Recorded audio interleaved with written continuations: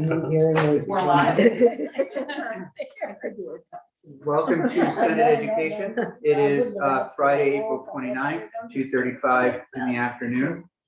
We're going to take some testimony today on S100, and this is the Universal Meals Bill. And Ms. Richter, do we have you with us? Hi, great to see you. Hello. We have before us a fiscal note on the Universal School Meals Act. I'm wondering if you could just highlight this for, give us a high overview, and then we'll have some questions. Sure. Julia Richter with the Joint Fiscal Office for the record. There should be posted on the committee page for those of you watching online a fiscal note of S100, the Universal School Meals Act, and this is capturing what the House voted out a couple days ago. So really big picture, JFO estimates that the bill would have a $29 million impact on the education fund as an appropriation to the Agency of Education to provide reimbursement for school meals. This estimate is really largely based on two factors that we had to make an assumption for. The first is the percentage of students eligible for free and reduced meals from the federal government. And the second is the participation rate of students eating meals in schools. So probably pretty intuitive.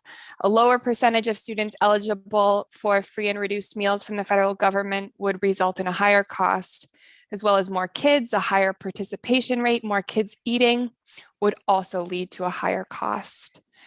And this 29 million that we estimate falls in the range of costs that we estimated, which may range from 25 million to 42 million. And we anticipate that over time, this cost will likely increase. So I guess I'll pause there. I'm happy to answer any questions or go into any more detail that may be helpful for the committee.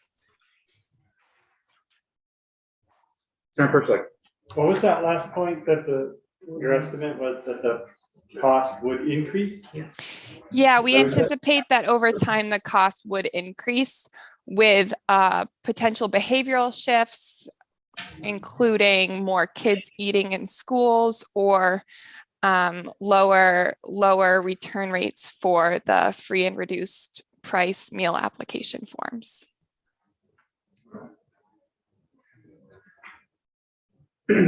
And anything, and one of the things that if this were to go through, we'd be really hoping for is really good, local, nutritious food.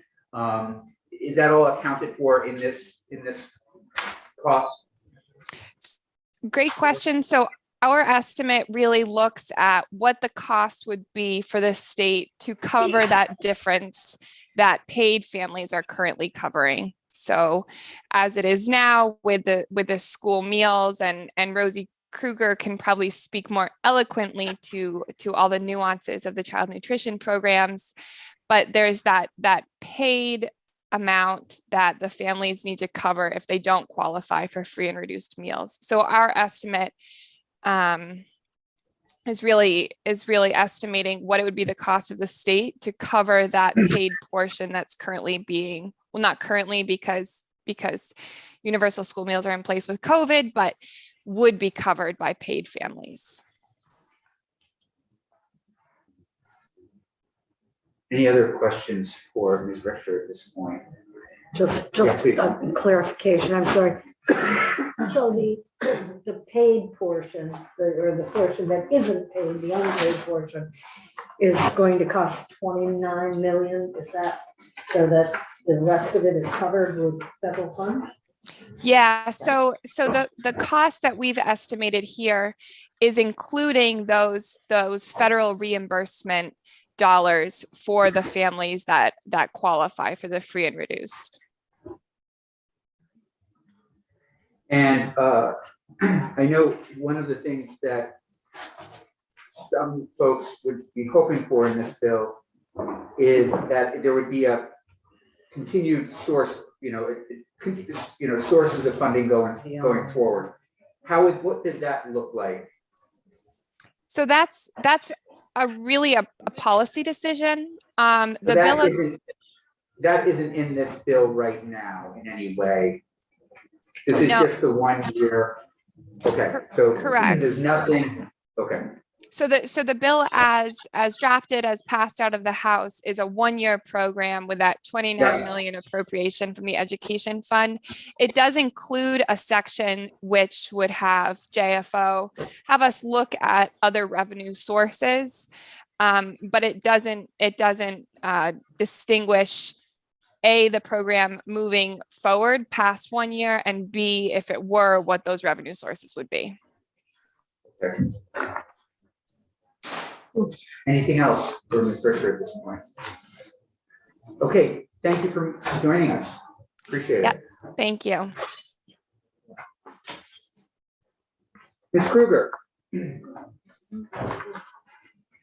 Hello. How are you? Good. So for the record, Rosie Kruger, I'm the State Director of Child Nutrition Programs at the Agency of Education. And I didn't really prepare extensive testimony for you today. I'm here mostly to answer your questions. But I did want to let you know that I did spend a lot of time working with the House Education Committee, as well as the other House committees that considered this, to make sure that the language of the bill would be implementable. And so it's, your decision as to the merits of spending funding in this way, but I want you to know that the language as written is policy that the agency could carry out as written. So we don't have any concerns about it not being implementable based on that language. Related to that, Ms. Kruger, is the and this might be is the administration supportive of this? I think there's generally a feeling at the agency that universal meals is a positive thing, but there are definitely concerns about funding. And I did get a chance to listen to some of your testimony in conversation yesterday, and I think similar concerns about funding.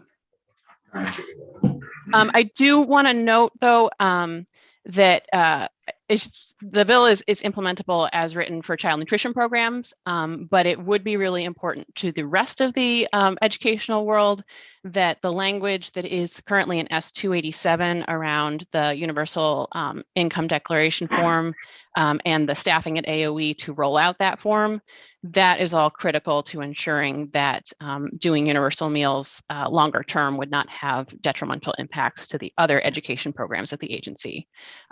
So just noting that those really do kind of go hand in hand, and the agency would want to see the positions and the language around that form proceed if you were to move forward with S-100.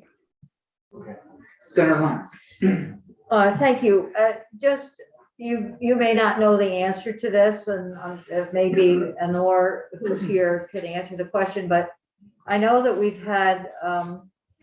we've put a lot of funding into summer after-school programs and childcare and pre-K meals. How, if at all, might those programs be affected, not affected, or they're not included here? So they're not included here, and actually we don't have a lot of state funds going to meals in those programs. There are some federal funds. So we have the federal child and adult care food program, and there is a small amount of state funding that goes to support that program. But the bulk of that program is federal funding. And we also have the federal summer food service program. Again, there's a small amount of state funding that goes to support that program, but it is mostly federal funding. Neither of those are particularly impacted by this. okay, thank you. Senator All right. Well, I thought it was important to eat while we're talking about meals. Just quick 5 minutes. Go ahead. Ms. Kruger, I have 2 questions. One, there was a bill, I think it was Act 62, where we had provided for $100,000 for a new position. Basically, it was like the clone Rosie Kruger Act, I think it was. Did that position ever get created, or that money? Yeah, Can you- so that position went with the local foods incentive, which you did pass last year. And so we did hire that position. It was a very successful hire. And so that person is in place. And you'll see in S100, the agency isn't requesting additional staff to work on child nutrition programs. We can implement universal meals from the child nutrition perspective without additional staff. But it's those other staff who would need to deal with the universal income declaration form that the agency would need. And those folks wouldn't live in my shop. Right. And that's dealt with in the pupil weighting. Yeah. Like the two bills are coordinated on that point. Yes. Yeah. But here's my main question is, and I can't remember if it was testimony from you or other folks when we took this up either last year or a couple of years ago. And that is ways to get the cash register out of the cafeteria, but still charging. So I thought I remembered people talking about other options, like you don't charge in the cafeteria, but you send a monthly bill. This is like all you need. This is something that Senator Chittenden has kind of mentioned. It's like, well, just bill me $20 and my kids will just go to the cafeteria. So it gets rid of the cash register out of the cafeteria that people talk about, but still brings in some money from those like Senator Chittenden that want to give the school money for lunches. So I think a lot of schools actually already do that. So, there are ways of paying bills online. The student has an ID number or a card. Many schools will still accept cash, but most of that billing is actually done electronically through the student, again, having an ID card or a PIN number that goes to an electronic account. So they're really, I'm not sure where the concern is coming from about actual cash in the cafeteria. But I think, we talk about the cash register, like not, I think it's a euphemism for not having some people paying and some people not paying. But I thought we heard that there was other ways around that. So, because some people say we need to do this so that everybody just goes and eats, and that's a great thing. But it seemed like everybody could just go eat as like a buffet, all you can eat. But some parents are sending money to the school online or however the school wants to do it. But nothing would happen like in the school with the students. Are some schools already doing that? So the schools all have what's called a meal charge policy, and that's a requirement from USDA that outlines how they're going to handle it when a household has an overdue bill. So if a household doesn't qualify for free and reduced price meals, the child may very well still go through the line, but that meal charge policy dictates how the school handles it. So do they allow the child to charge a certain number of meals and then they attempt to bill the household? In which case, we do hear from schools that administrators end up having to basically be the collection agent, calling the household and asking them to pay. And that can be a pretty negative position to be in. And you've got some other folks here, I think, who can speak to that a little bit better than I can. So that could happen. The schools also could end up, some schools will do like a special lunch that is for those students who have an overdue bill. We don't see a lot of that in Vermont because it kind of, it still costs some money to make that lunch. The school's still losing money.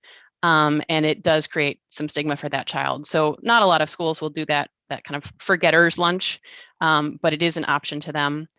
The schools have the option to decline to serve the child, and that sometimes happens at the high school level, but in general, we don't.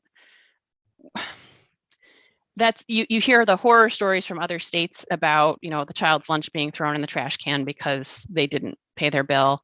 I've never seen anything like that in Vermont. And what happens instead is that the school absorbs those costs, their unpaid balances.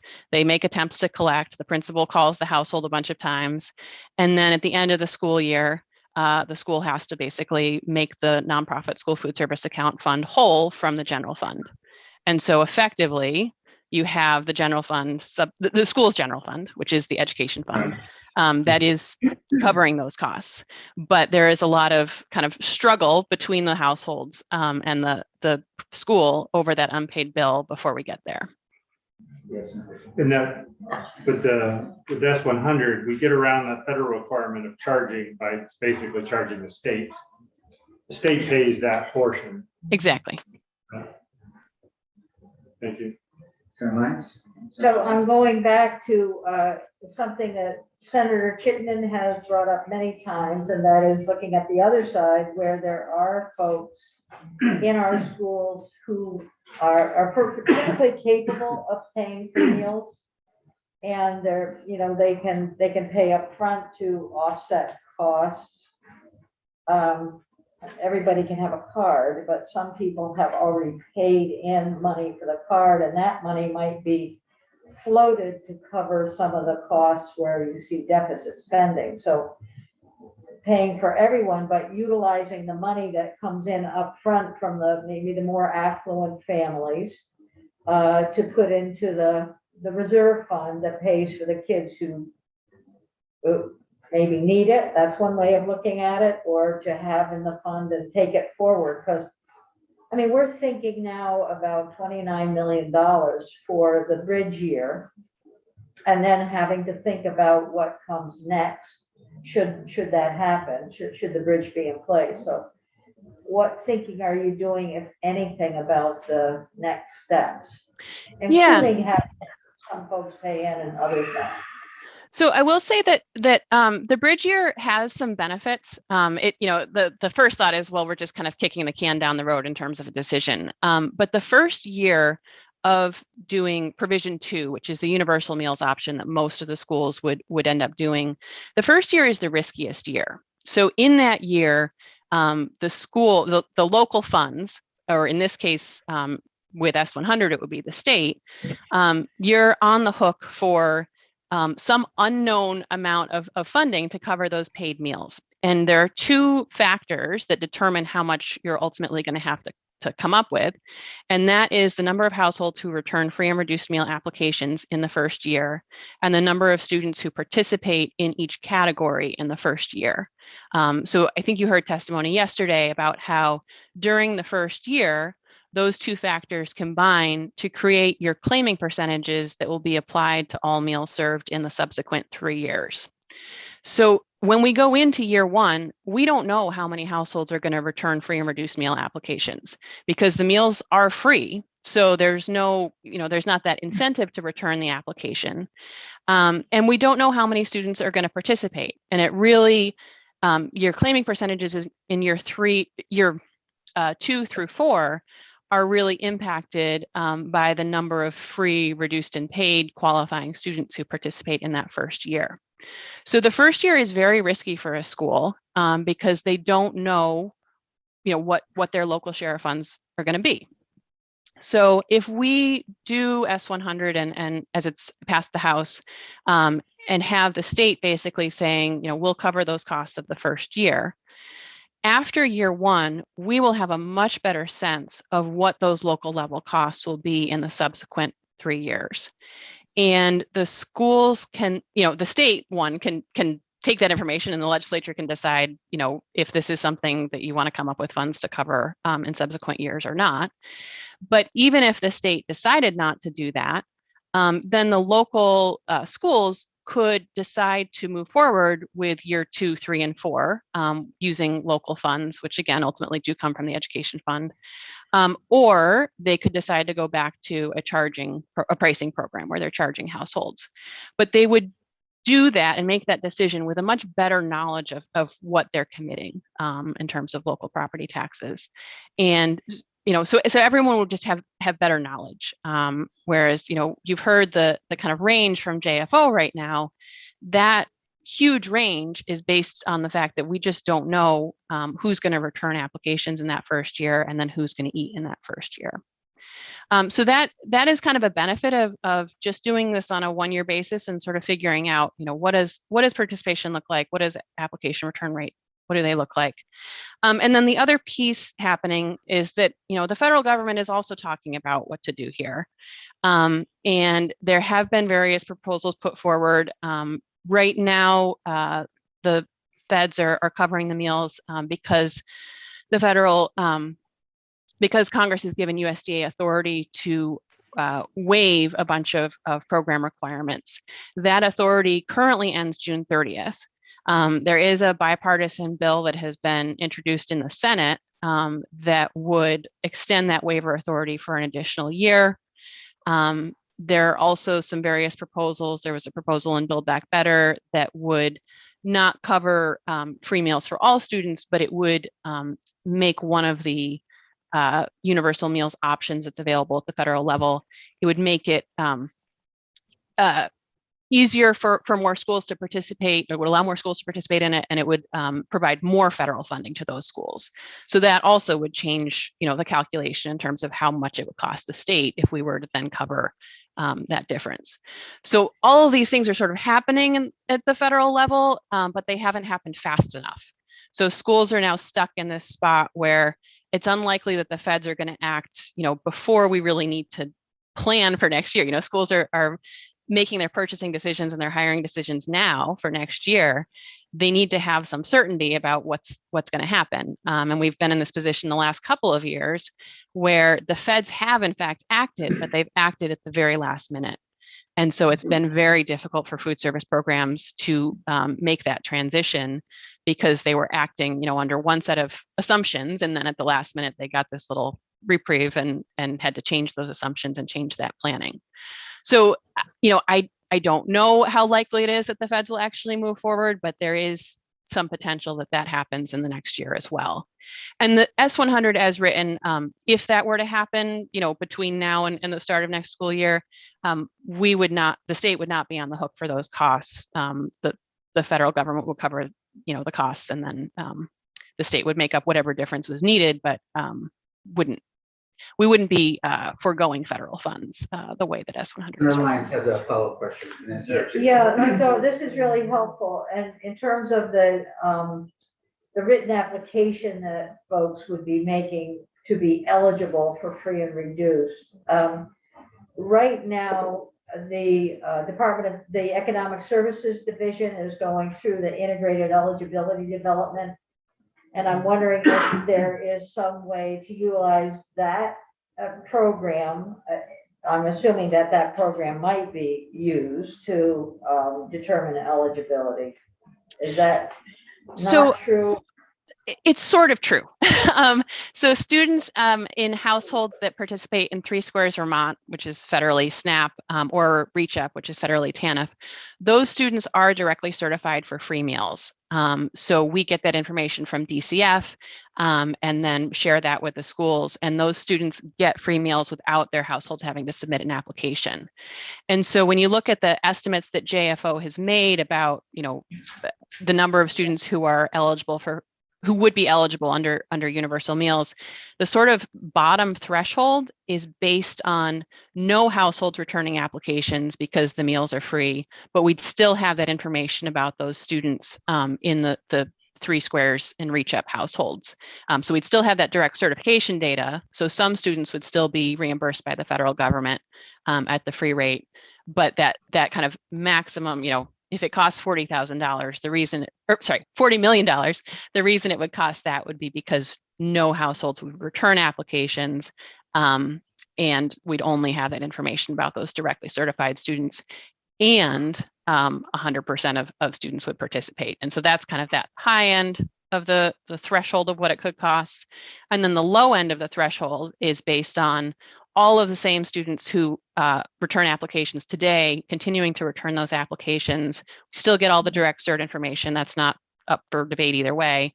And then only slight increases in households participating, or in students participating, rather than kind of everybody participating. And we just don't know. The number somewhere in that range, but I did want to mention though, something that is in the Universal Meals Task Force report is that we are moving forward with a USDA pilot. We're moving forward with an application this fall to allow us to use Medicaid data to directly certify students. And this would directly certify both free and reduced students. And so we would be starting to use that data, if approved for the pilot, with school year 23-24. So we don't know right now how many new students or overlapping students would be captured through that. But if we do capture most of the students who qualify currently through applications, that would again bring down that cost to the state, because even if those households don't return their applications, we'll still get the data that they're certified for free meals through the Medicaid pilot. And so we won't be losing out on the federal funds for those students. So that's very exciting. That's something we're moving Sure. forward with, but won't be ready to work on until We're getting a 2020. little tight on time, so I'm going to move to Yeah. Senator Chin. And because of that, I will be very brief. I think that is an important area to discuss and how to make the eligibility more accessible to more students. But I just want to go back to what Senator Pershlik said, because with what he said in your response, I feel like a lot has been lost in communication, especially with how I've tried to communicate on this. What I'm not saying is that we're looking for a cashless cafeteria with swipe cards and PIN accounts and other accounts. The notion is to have a transaction-less cafeteria so that the food is generally available and there's no exchange or qualifications or verification of funds at all. When Representative Brady was here discussing this bill, she seemed to intimate, I don't know if you all recall it, but she said there are some cafeterias in Vermont that have completely removed the cash register, taken those positions and turned them into bakers. So the food is just freely available in the cafeteria without any checking of account status. And then in the back office, we are talking about reimagining food in our schools. And so I think it's important that we really think through what I'm trying to describe here. And I did ask this morning, and maybe Honora will speak to this, if other countries do this. I would maybe want to frame this as universal meal plans. And if every parent that registers their kid for a school pays for a plan that they pay to the office, okay, $20 a month, whatever it is, and then that's completely separate from just food being available for anybody that's hungry in the cafeteria. I'd like it if there's families that receive that bill that don't pay it, the bad debt, and send that bad debt to the state. But even then, you're still going to get a lot of money from the families that can pay and contribute. So Rosie, I don't expect you to answer that question right now. I just think it's important to articulate that framing of that scenario or that environment where I think we could achieve universal meals available to kids while also collecting funds from those with kids in our schools. I'll stop there. So I just want to address that briefly, because I think what you're really talking about is school fees. And that's something that we don't do in this country. We don't charge people a fee to go to public school. And so that's really what you're talking about creating there. If I may. So I have 3 kids and I pay some school fees. I pay for band instruments. I just paid for my daughter to go on a Washington, D.C. trip. I know it's not universal for everything, but we're talking about rethinking schools and rethinking funding. We're talking about changing the system. So as much as we might not do it in this country, I just want to put it forward as something that I think would be worth considering at greater depth. But I'll leave it there. Thank you, Rosie. Other questions for Ms. Kruger at this point? I am curious, to know how extensive the bad debt is and how much it comes back to the kids. Yeah. So we don't have perfect data on that. I did pull together a bunch of information several years ago for Senate Agriculture. They were interested in that question as well. It's not something that the agency collects every year, but what we do have is when we go out on administrative reviews every 3 years, we look at their accounts, and we were able to pull that from some schools. And I don't want to speak to it without going back and looking at that report, but I can certainly share that with you. And I did gather some information. It's not, it doesn't cancel out the 29 million. It's not anything approaching that, but it's not an insignificant amount of money. And I can pull that. And I will go so far as to say that after the last 2 years of having universal meals, I think it's likely that we will see a lot of that unpaid meal debt increase, given that households are just not used to paying for meals anymore. And so they're not in the habit. And if they begin to see that there really aren't consequences for not paying those bills, I think schools are going to start to struggle with that a lot more. Thanks, Rosie. It's good to see you. Senator Pershlik. I know we only have Rosie today, so we're not short on time, but I have a question about the federal requirement to charge.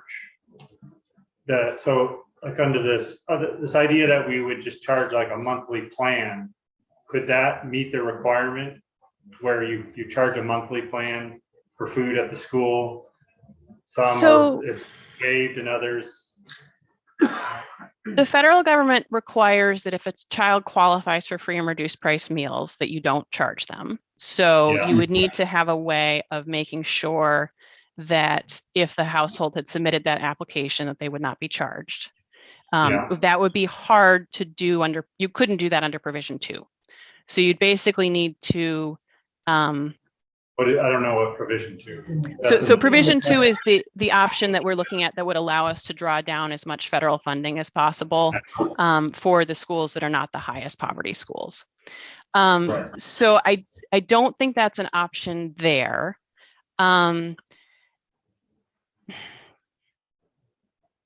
It would So that's take some real reworking, and I don't.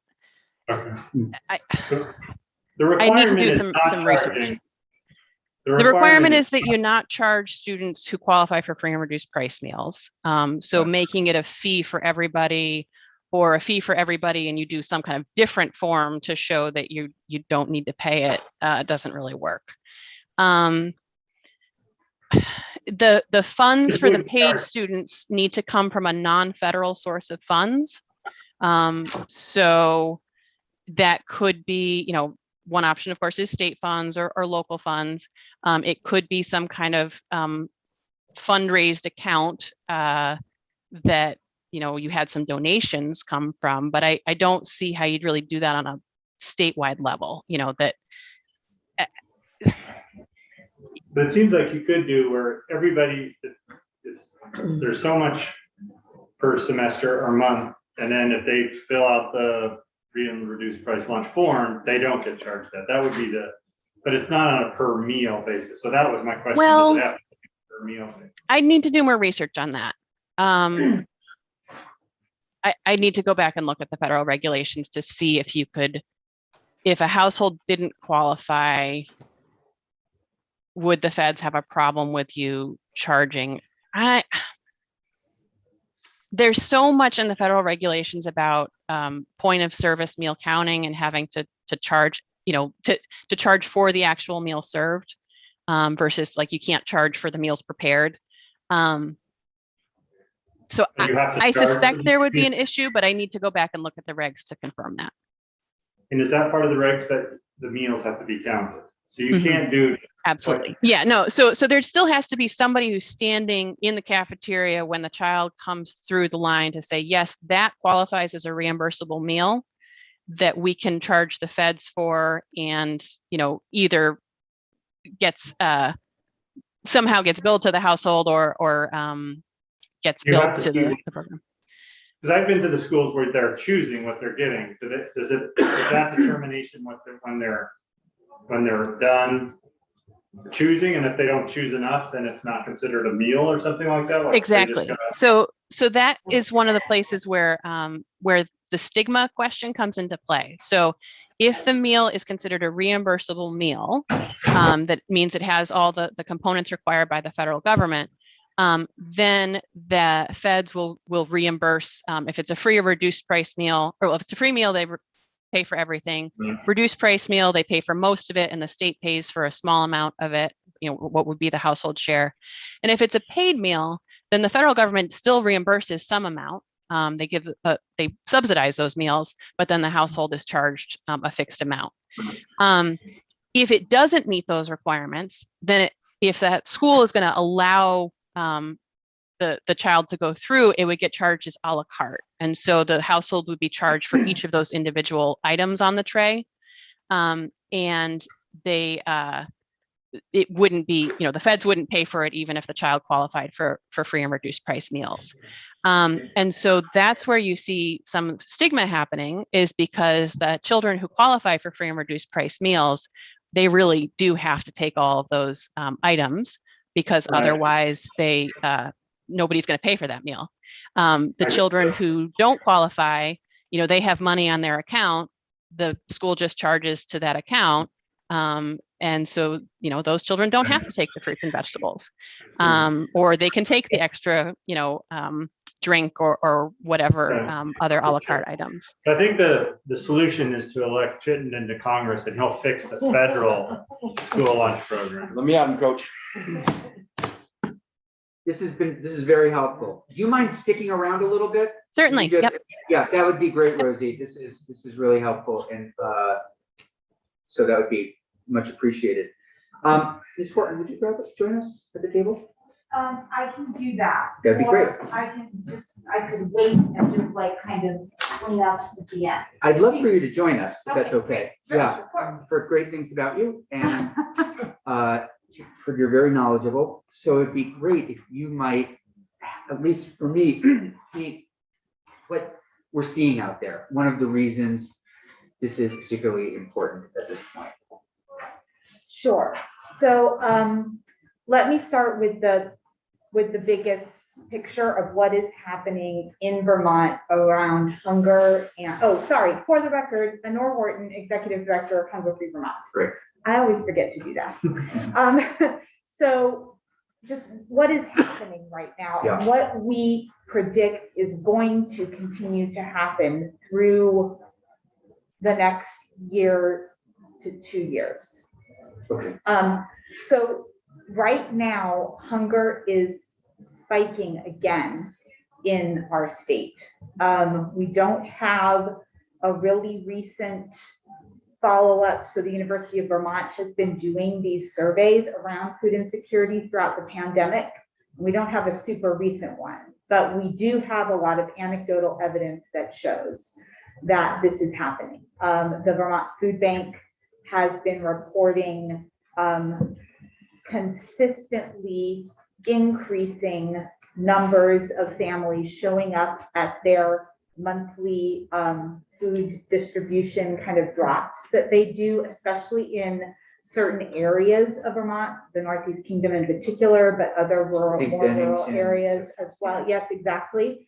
Where they're seeing the highest numbers of families showing up they have ever seen, including at any prior point during the pandemic.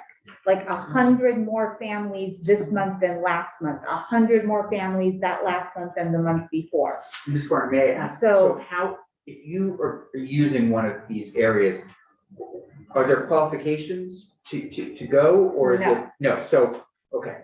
Okay, and that and that is a good question, because I think it really shows the power of stigma and shame around food, and the way in which the pandemic and some of the federal emergency economic and food relief programs that were put in place that did not means test people beyond you attesting that you were affected by COVID, has had people and families who have been food insecure for a long time willing to show up and receive assistance that they have needed for years and haven't received before. But we're not seeing any slowdown. And in fact, because unemployment benefits, increased unemployment benefits are gone. All the pandemic food relief programs are gone except for universal school meals. And they will be ending June 30th, unless the feds act. You know, we're about to face the end of the health emergency, probably in July, and that means SNAP benefits are going to go down. So in everyone, you know, emergency rental and mortgage assistance from the feds is gone. So every one of these things is It's gone. disappeared. And the one place where we could mitigate that for this coming school year is this bill, is S-100 and this year of universal school meals, you know, this bridge year. And it is not going to solve every problem, but it will make a really big difference in stopping our slide to greater child hunger and food insecurity and greater family hunger and food insecurity. And I think that big context is really important for us to keep in mind. It took us 12 years after the start of the Great Recession in 2008 to get back to the levels of hunger that we saw in 2007. So we had just gotten there in 2019 before the pandemic hit. So by that, you mean, there have been improvements around, young people, other Vermonters. Yeah, not being well, we hungry, got and back then down. to 1 in 7 kids being hungry or food insecure, 1 in 10 people overall. Okay. And now- Right? Yeah. But it took 12 years. And the COVID economic recession, I don't see any reason to think it's gonna be any different. Hunger lingers and lingers and lingers. And so this is a really important time for us to be making an intervention. So that's like my No, that's big helpful. point, Very my helpful. broad point, yeah. Senator Hooker. So what are the statistics now? I don't have current statistics right now. The most recent UVM data, which was from, I can't remember now, honestly, I can get you the most recent report, how many months ago it was that they did one of these follow-up surveys. It was showing that hunger had declined from the COVID peak. I'm not sure if that's still the case, given what the food bank's reporting, but it was still elevated beyond pre-COVID numbers. Thank you. Yeah. Senator Person. Does the food bank track how many visits to food banks around the state, like the CAP agencies and stuff that run those, or little community food shelves? They all kind of report that back up. So we could get that data from the food bank. Well, Just like numbers. that's one indication Yeah. of, yes. I just wondered if Yes, that was available. And what the other number that I think it's important to keep in mind is that according to, so the UVM also surveyed people and asked them some information about their household composition. And one very stark statistic I think that we need to keep in mind is that families with children have been 5 times more likely to be hungry and food insecure since the pandemic started than families without children. So we're talking about a really high risk, people most impacted by the pandemic. Do you mind defining food insecurity for us and everybody watching? Because we use it and that would be. We really do, helpful. yeah. It's a terrible term, actually. It's a official federal government term. And Okay. I tend to fall into that. So food insecurity is a continuum. On one end of it, which is, severe food insecurity, as the feds define it, is that families are actually going hungry, and they are restricting not only the food intake of adults, but also the food intake of kids. Okay. So that is the most severe Yeah. kind of hunger. Then from that point, you go through a long continuum to a family that is constantly worrying every month that they are going to run out of money for food. And some months they do, but that constant worry and stress and anxiety and figuring out my SNAP benefits plus a visit to the food shelf, but it's only open on Wednesdays in my town from 3 to 5, and can I get there, and am I going to make it? So that's the other end of that food insecurity continuum. And you're saying right now, your best numbers statistics are about 1 in 10 Vermonters? No. That was in 2019. Okay. So now it's higher than that. You're just not sure of what they are. Yeah, so Okay. during the pandemic, Okay. it's been 1 in 3. That was the highest Okay. peak point of the pandemic. In June, I guess, over the summer, it was like down to 1 in 4. Okay. And we don't know when exactly, we don't have that like Yeah, snapshot in time for right now, what it is, Okay. but it's high. it is high, clearly, yeah. Yeah. Senator Person. And it's done through surveys, like they talk to people at food banks or something, like asking this question, have you felt, blah, blah, blah. That's how they get that data. Yes, but not just at food banks. So the UVM surveys have been really unique. Yeah, where they, and email and reaching out, and they had a cohort that they started with who responded to the survey early during the pandemic in April of 2020. And they have followed that same group of people over time. So that's one kind of survey they've done that we've never had that kind of data before. Yeah. So asking the same people, well, how about now? Well, how about now? And some of those people lost their jobs and then they got a job. So Yeah. they aren't food insecure anymore. And some of those people have fallen into food insecurity because they used up all their savings, Right. So that has been really valuable data for us that, we're very fortunate to have UVM around to do Yeah. that kind of work for us. Do you have that? Do we have that? Do you mind forwarding that study to Daphne? I will absolutely Okay. send you all of their That'd be great. reports. Yeah. And then the other thing we've been talking about in this committee, and I think broadly in the Senate, is, so we know that, and correct me if I'm wrong on this, our lowest income Vermonters, young kids, are getting free and reduced lunches at schools. And we know that wealthier Vermonters are able to purchase those. But what's the group that's sort of not being captured? Yeah. Does that make sense? Yes, it absolutely does, and that is a critical question to ask. So there are many problems with the structure of the federal program. I agree that we should try to get a lot more Vermonters into Congress to fix this. Because, and we have been trying, Hungry Vermont has been trying, because the federal cutoff for eligibility for school meals and also for 3 Squares Vermont is 185% of the federal poverty level.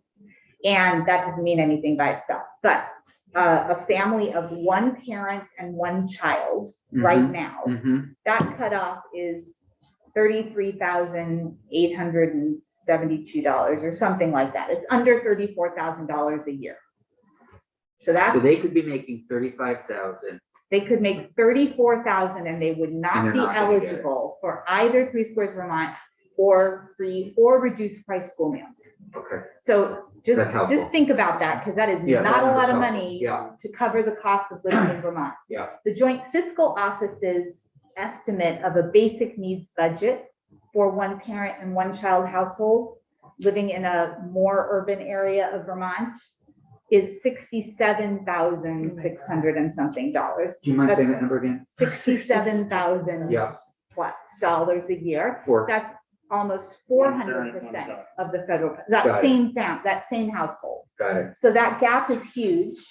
And if you looked at a larger family size, the gap would be even greater than that. Yeah, that's interesting. So we're missing, there's a huge number of who we would consider to be middle-class families in Vermont who are actually food insecure or at risk of food insecurity, whose children are not eligible for the school meal program as it is traditionally operated and will never be eligible under the current federal rules.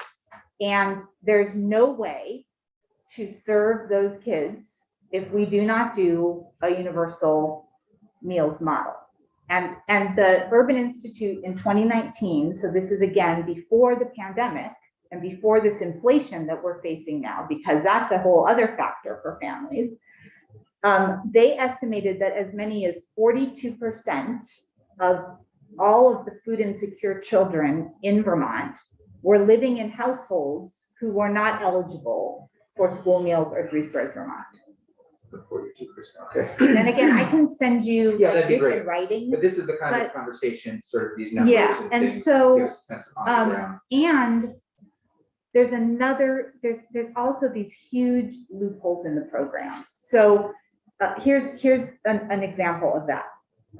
The opioid epidemic in Vermont has led to a pretty significant number of children in our state being raised by grandparents or other kin. Sure. And according to the federal rules for school meals, if a child is placed in formal foster care by the state, they are automatically eligible for free school meals. But most of those kids are not in formal foster care. They are in kin arrangements that are known to DCF, but they are not formally state-funded foster care placements. None of those kids are automatically eligible for free school meals. So the grandparents' income is considered, and if the grandparents' income is over that 33,000, whatever, that 185, then those kids don't get free school meals, and that those grandparents or aunts or uncles have to find the money for that, in addition to all the other money they have to find to be raising kids they weren't expecting to raise. So there's a lot of kids who are left out because of the very bad structure of the meals program at the federal level.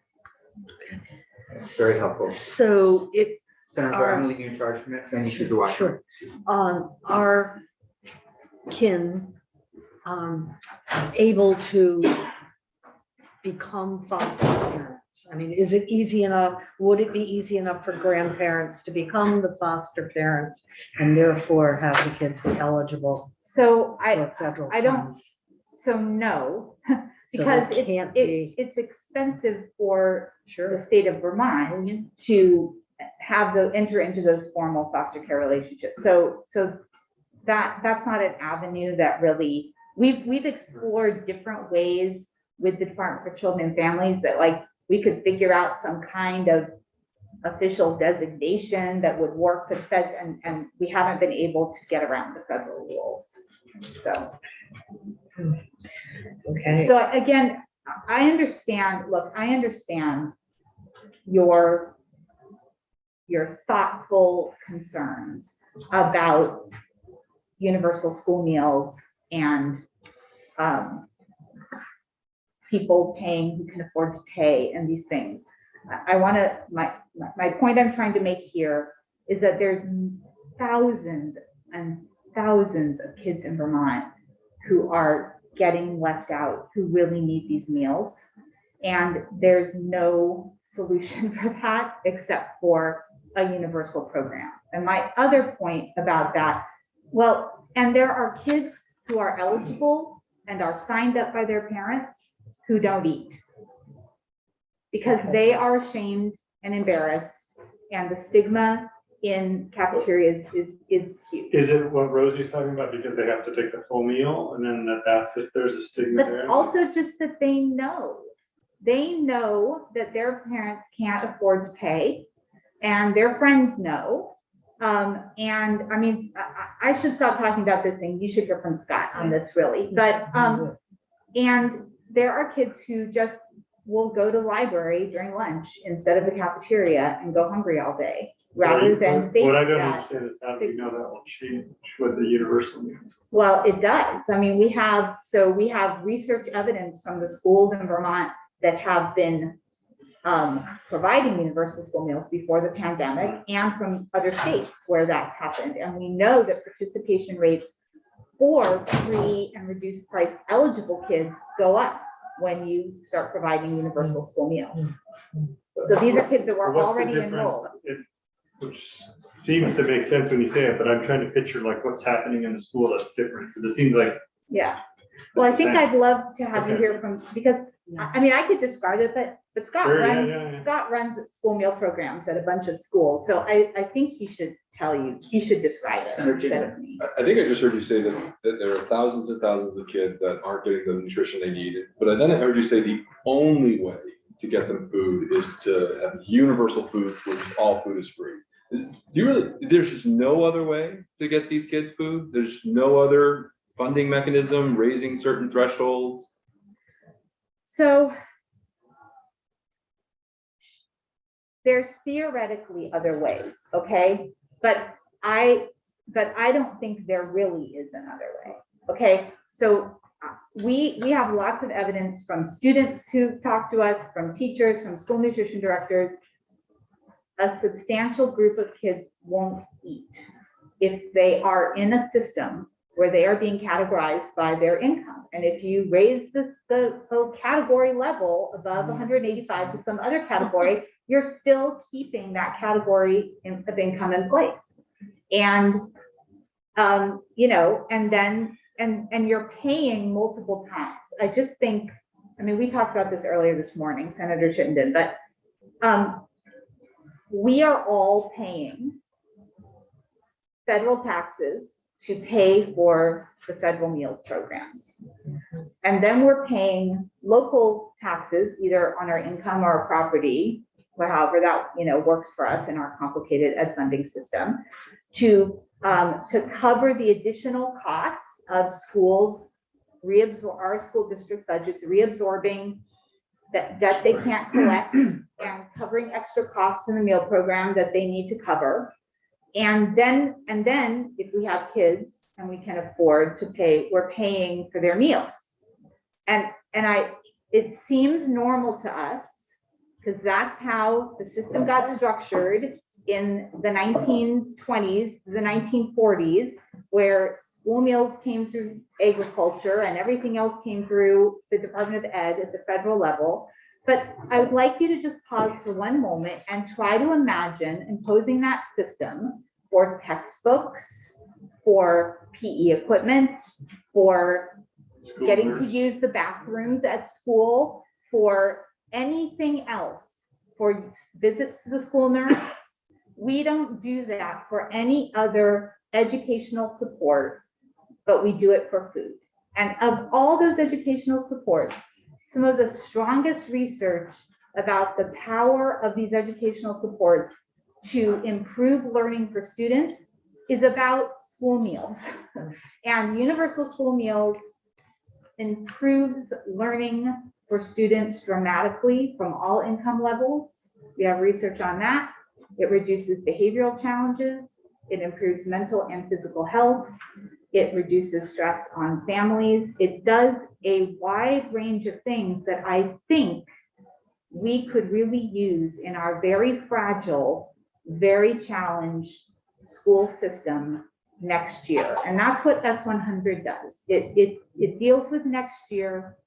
And yes, we all need to come back and start thinking really smartly and creatively about what we're going to do going forward. But I really want to emphasize what Rosie Kruger said, which is that the bridge year will give us a lot of good data about how much it really will cost and how many students are participating. And it will give the opportunity for school districts to get up and running with provision 2. And then if the legislature chooses, I hope you don't, but if the legislature chooses to leave it to local schools to make the decision about universal school meals, then local school districts will make that decision, but they'll be up and running.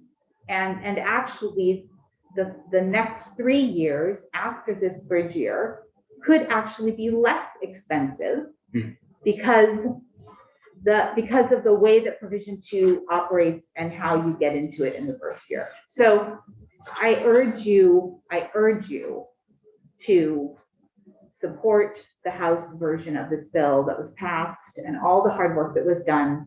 And I remind you all that you passed S100 to begin with, and you got the local food purchasing incentive. I mean, this bill started as Farm Fresh School Meals for All, right? It started with 3 components: farm to school and early childhood grants to provide technical assistance to help schools and childcare providers expand their ability to purchase and use local food and do food education.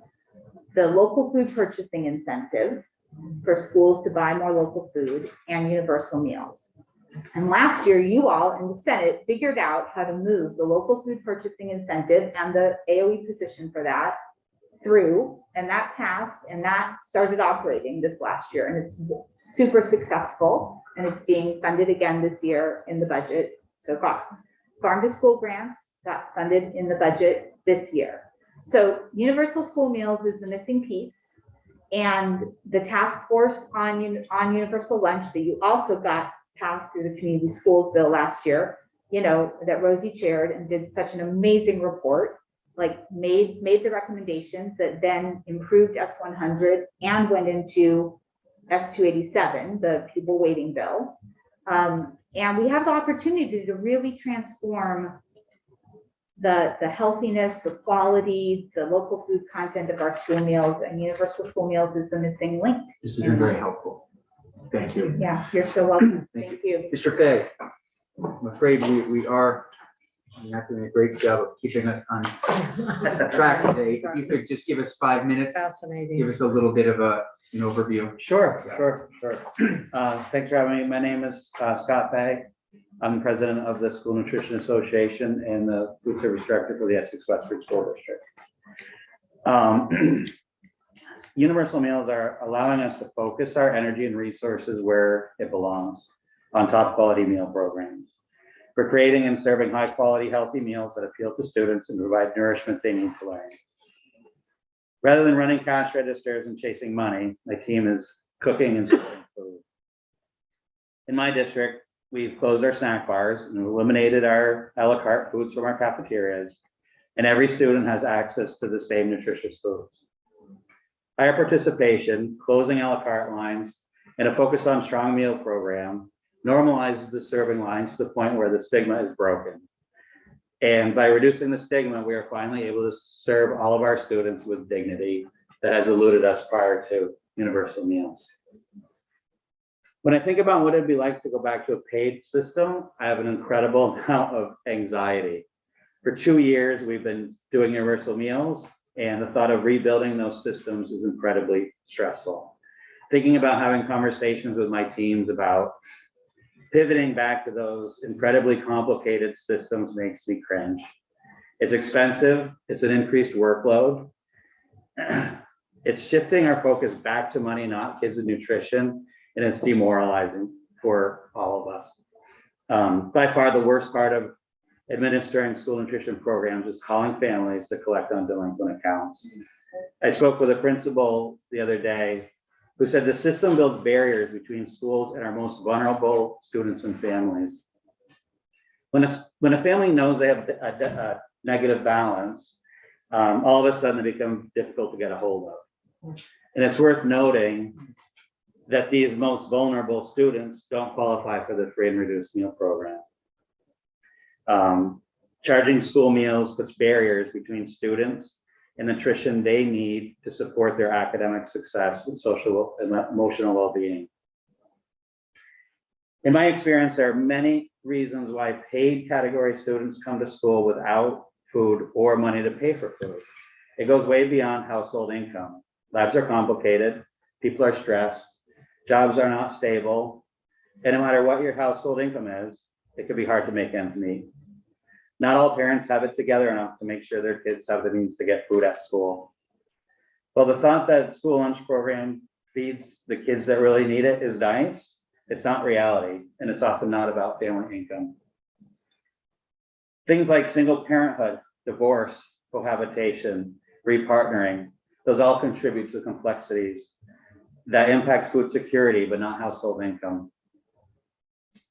Universal meals create a better learning environment in classrooms.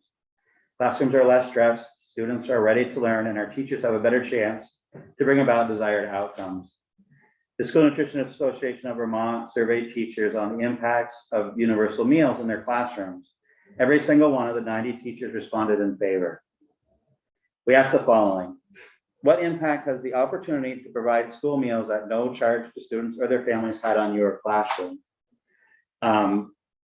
Some of Vermont teachers said, this program has had a huge impact. I know that all my students are fed every day. It's the first time in 24 years that I don't have to keep a full snack shelf in my room. It's been an amazing change. Thank you for feeding our future. Another said, when students are hungry, they do not learn well. With hunger comes difficulty focusing. And difficulty focusing inherently comes the distraction of others. Having the opportunity to provide meals to students at no charge has meant that classrooms as a whole are able to stay more focused, more learning is happening, and as a direct result of students not going hungry. I noticed students being more alert and engaged and less tired and distracted. When students are nourished, their brains are prepared for learning. For those who don't understand why it needs to be universal and why it doesn't work when it's only for those in need, it's about providing nutrition with dignity. It's about investing in the foundation of learning and ensuring our students are ready to learn so we get the most out of all the resources we're already investing. It's about providing every student with equal access to the same things while they're at school. It's about recognizing school nutrition as an integral part of our education system. And it's about knowing that every Vermont student has access to a healthy breakfast and lunch while they're at school. I was talking to the other board members this morning and understanding there's competing interests here.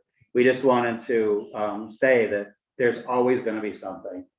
There will always be competing priorities. And our first priority should be addressing the injustice of childhood hunger in our schools.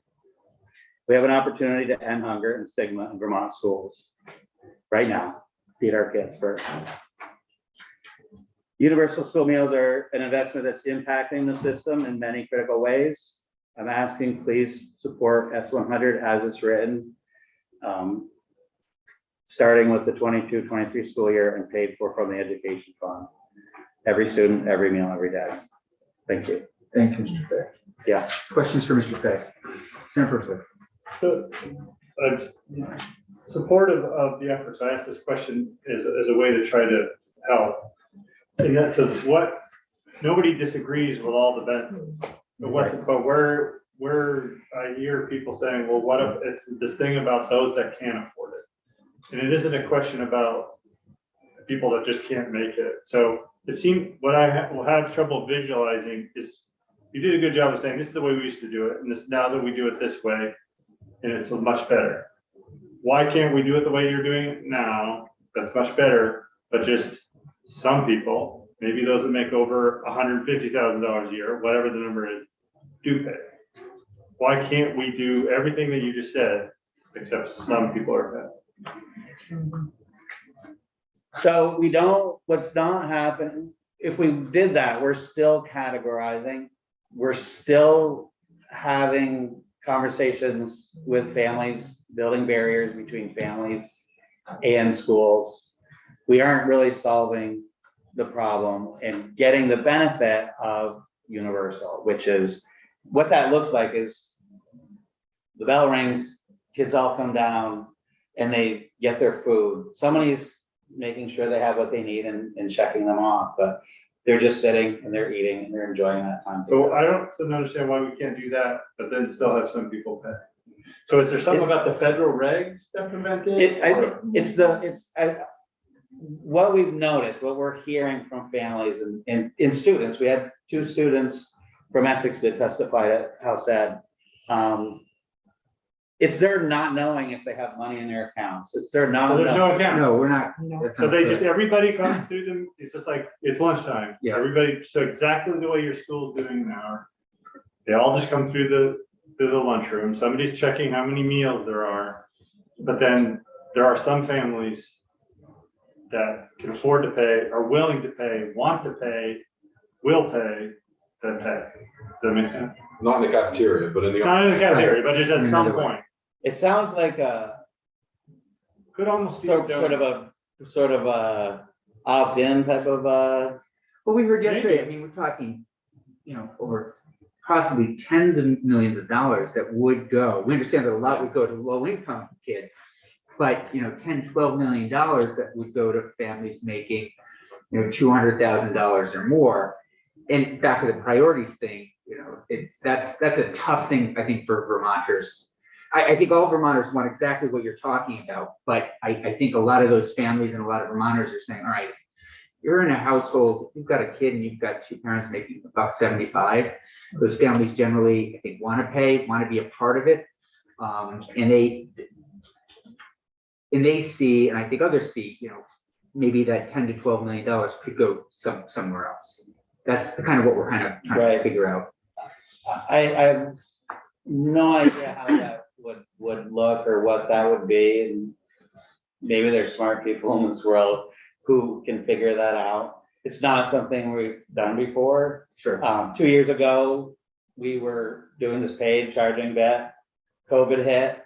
We shifted gears. We pivoted overnight, and our teams across the state were on the side of the road, handing out meals to cars.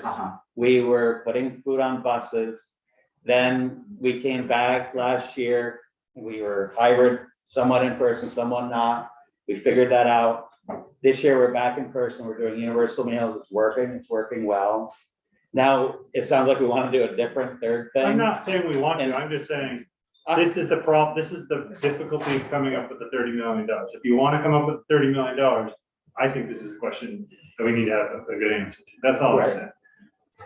My perspective is maybe that could be, in thinking about trying to do that for next year. Yeah. I could not wrap my head around it, and I could not imagine trying to get my team who's spent.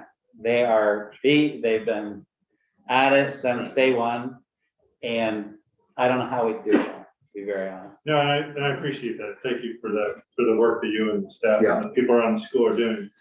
I asked the question in really an earnest way of trying to help the cause. Yeah. Because Yeah. this is where I see we're hitting a blockade, and it's not just to say, oh, you got to change it next year, but it's if there's a long-term Yeah. thing, what's the long? Because some people say, I'm all for it, but this is a one-time thing. What's the long-term plan? So if we could give them a better answer, that might be helpful. Any other questions for Mr. Fay before we move on? Mr. Robinson, thank you, Mr. Fay. So before the committee moves on, I do have a bit of an answer for you on your question about a fee, if you'd like Okay. to hear that. Please. I haven't fully researched all the federal regulations, so I'm still not entirely sure if charging a fee is even possible.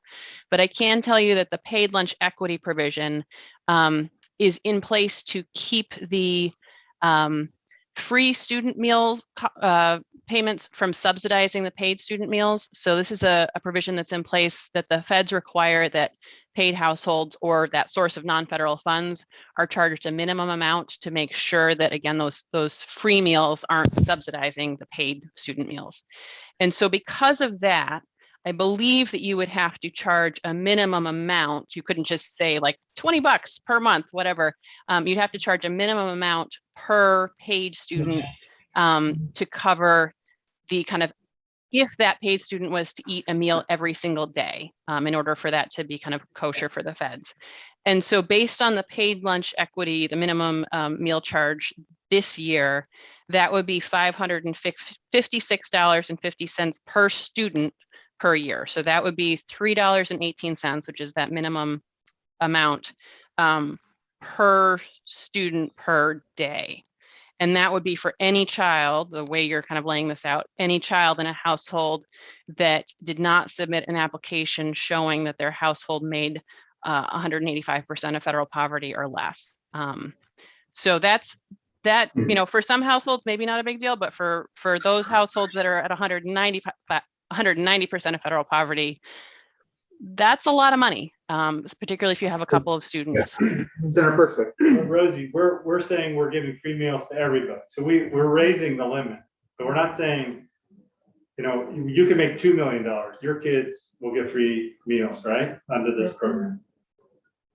If Rich Tarrant's kids, if they were here and he had in the Union Star, just to try to name a wealthy Vermonter, anybody of wealth is going to get free meals. So what I still don't understand is why we can't have those wealthy folks pay, and under this program, pay for everybody else. I don't understand the mechanism that you're suggesting. I think the income tax probably is the mechanism for that, that would be most efficient. Just through the property tax, or through income tax. I mean, income taxes are based on, folks with lower incomes pay lower income taxes. So that seems like the most efficient mechanism. But if you have a mechanism you're proposing, I could look further into that, but I'm not really sure how. I'm saying if we're able to pay the meals for people over that 185% of poverty, because that's what we're proposing to do, right? And why can't we say, okay, we're going to pay from 185, which below that the feds pay, from 185 to 500%, the state is going to pay, and then 500% and over, the families pay. So I don't want to. I just wanted to provide you that piece of data so that you could move forward. I didn't want to jump ahead of your other speakers, but I think what you've heard from the advocates and from Scott is that creates the same category problem, and so that's why you wouldn't be interested in doing that. But I think they would be better to speak to that.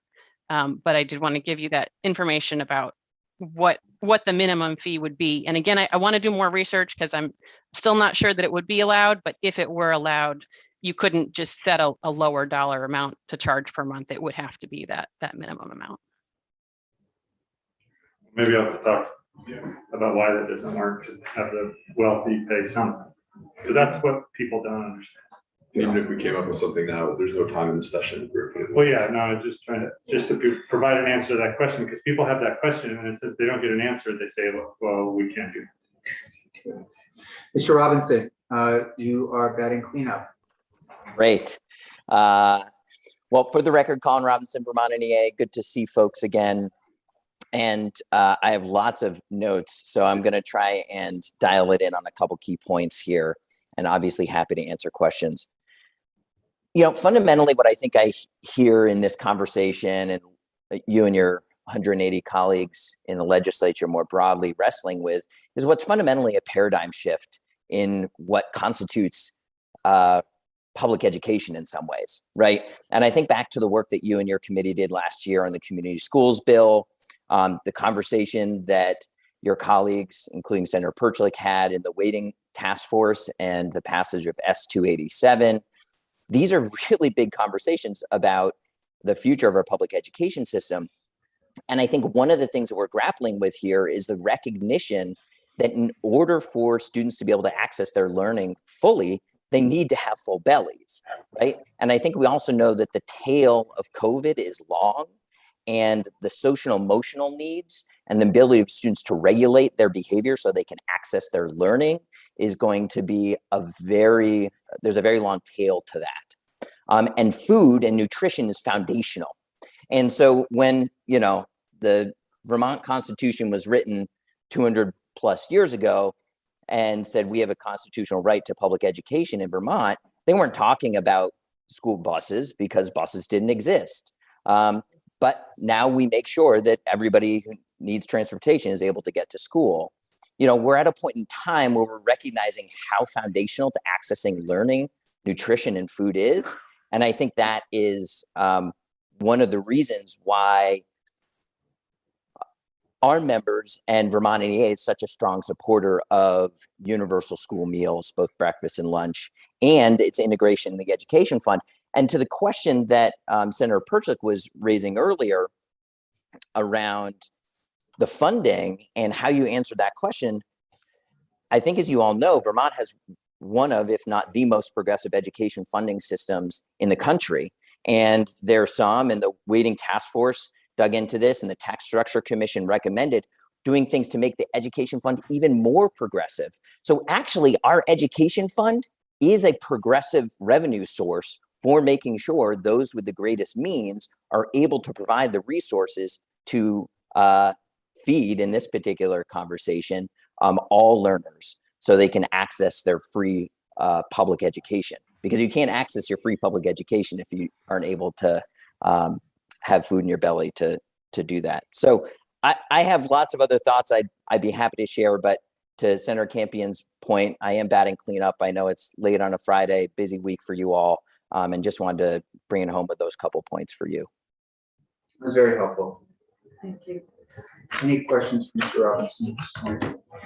Senator Chin. I heard this example a lot with transportation, and I'm not challenging the premise, but isn't there some school districts that don't provide transportation? I thought Essex Junction, they don't have buses. So for the elementary schools, you got to get your kids to your school. And in Burlington, they have an agreement with GMT. But there is some variability because we love local control too. Again, I'm not trying to discount your premise, but my point is it's somewhat adaptive to what makes sense at the times. And I still want to get to where you're describing to go, but it's just not that we consciously decided that every school district in the whole country has free transportation to and from the school. I totally understood. And, but I think in a rural state, I live in Burlington. My daughter walks to school with folks every day, but that's not a reality everywhere. You know, that's sort of a specific geographic context. But of course, I think, as we all know, there are other components of our education system that are provided universally. I will say, you know, you look back to the past few years of the pandemic. You know, we didn't say, oh, you know, you can't get a mask, you can't get a Chromebook. You know, we didn't say, you know, those types of things weren't going to be available to students for health or learning purposes. We said, okay, that's what you need to be able to access your learning. We're going to be able to make sure that there's hand sanitizer, there are masks, get your Chromebook. And I go back to where I opened, which I really do appreciate that this is a bit of a paradigm shift But I really do think that's what we're talking about here in what needs to be incorporated into our public schools to be able to make sure our students are able to be successful. Because quite frankly, all the other good work your committee does on literacy, on curriculum, on all these other things, we won't necessarily realize the full potential of those efforts without some of these foundational components being in place. At least that's our perspective. Thank you, Mr. Robinson. Thank you both as well, Mr. Spades, important. And I think, and Ms. Kruger, we'll leave it there for the day. Thank you. Committee, I think been a long day, good week, productive week, and everybody has a great weekend. 7/27 is up on Tuesday. It'll be a long one. Well, unfortunately, I can't be here, but